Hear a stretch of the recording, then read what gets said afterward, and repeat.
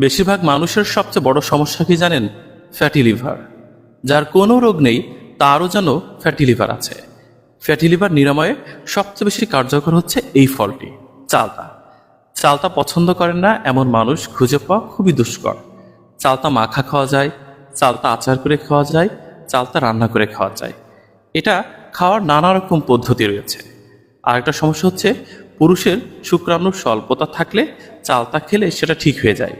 অর্থাৎ অনেক পুরুষের শুক্রাণুর স্বল্পতার কারণে বাচ্চা হয় না বা হতে দেরি হয়। এরকম সমস্যা থাকলে চালতা খেতে পারেন। চালতা হার্টের অসুখের জন্য ভালো এবং রক্তের যে কোনো দূষিত পদার্থগুলো চালতা বের করে দেয়। দেখেন, ঠান্ডা, জ্বর, সর্দি, কাশিতে চালতা হচ্ছে অনেক উপকারী।